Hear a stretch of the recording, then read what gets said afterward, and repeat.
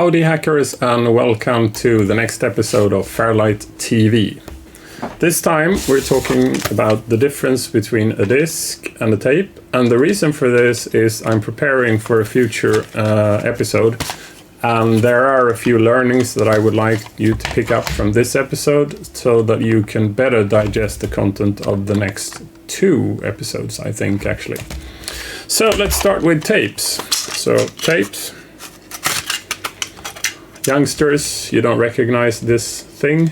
Let's see if I can see. Well, this one is Father Christmas. It's a commercial tape, but you can normally use your own blank tapes that you buy in any hi-fi shop. The format is standard. It's compact cassette.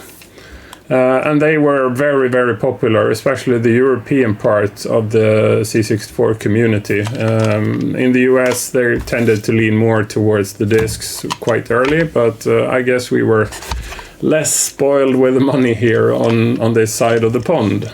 So tapes. So the C64 tape deck, the 1530 and 1531. No, 1350 and 1351, I think.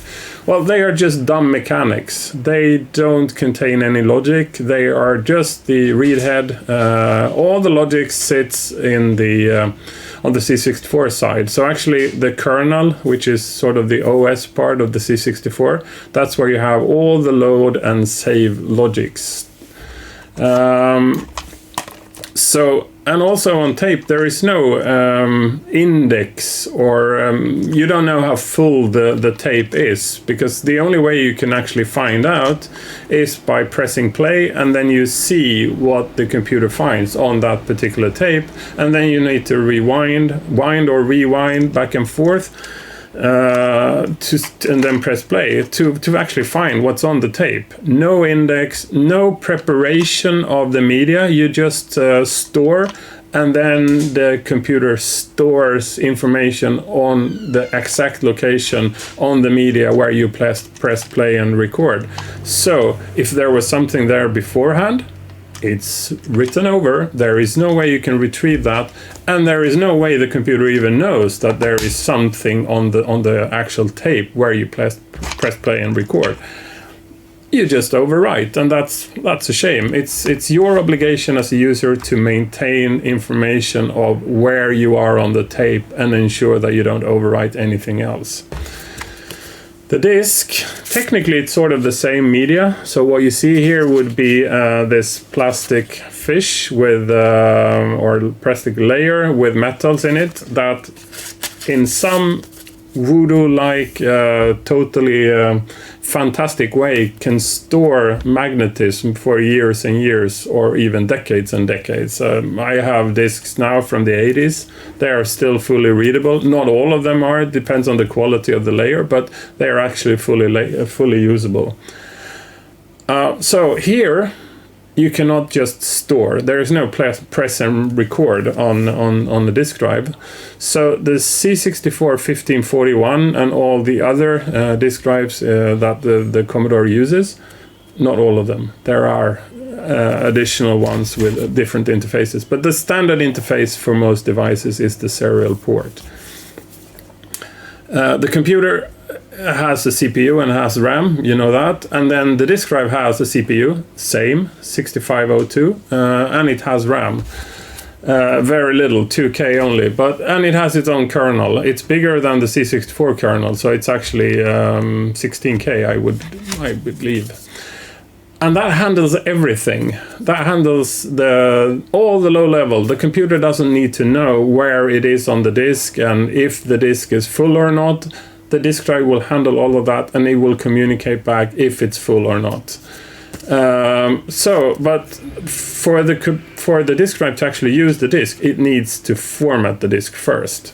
And formatting means that you are sort of allocating different segments in the disk, in the media estate, so it becomes sort of small containers where the OS can then store the information. So when you format the disk, it gets to 683 blocks. So you have tracks, and on each track there is a number of sectors, and one sector and one block is the same thing. But Pontus, are you actually right? 683. I seem to remember it's 664. Yes, that is also correct. So 683 is the gross number of blocks. 19 of those is on the track 18, and track 18 is the directory track. So out of those 19 blocks, one block is the block allocation map, and this is where the disk image, where the OS stores the information of the blocks that are allocated on the disk. That block also contains the disk name and ID and all of that, but that's the block allocation map is the key part of that. And then you have an additional 18 sectors, and every sector can hold the information about 8 files. So your 18 times 8 turns into 144, and hey presto, that is actually the number of files you can store on one of those disks. So even if the disk is practically empty, but you stored 144 files to it, the disk is still full. And also if you use all the 664 blocks, but even if that's only using like 5 files, it's actually full. So that's the drawback of static allocation, and sector means that it's a static allocation. And the concept of tracks and sector lives on today and has the same sort of fundamental basics attached to it. Your hard disk is the same. The sector size is not 256 bytes, it's a lot more. But they are using tracks and sector and an index to maintain the information of what is stored on the disk. And the size of the index, in order for that to be relevantly manageable, you need to have some sort of balance between the sector size and the index size. If the index size, if you want to maintain a small index size, then you need to have bigger sectors. Standard logic. And also if you would have a hard disk with 256 byte sectors, the index would be massive, because every file would then need to use so many sectors. So on a hard disk it's big sectors. But the side effect of this is the same on both types of media. If you have a file that is, let's say, 300 bytes big, it allocates one full sector on the C64, and then only like a few bytes spill into the next sector, and the rest of that sector is wasted space. That's the drawback of sectors, of static allocation. There is no way using standard DOS mechanism that you can use that additional sector information for storage of any sort of relevant information. That is a super good thing to know, because that is that is exactly what we're going to look into in the next episode, speaking about IFFL, how you can use that sector space efficiently to ensure that what you are recording on the disk turns to be a bit smaller.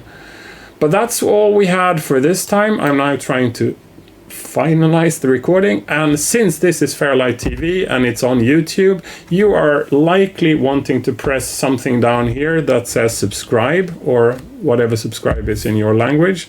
And there is also this little bell button that will send you a reminder whenever there is new content released on this channel. So press that, and looking forward to seeing you on the next one.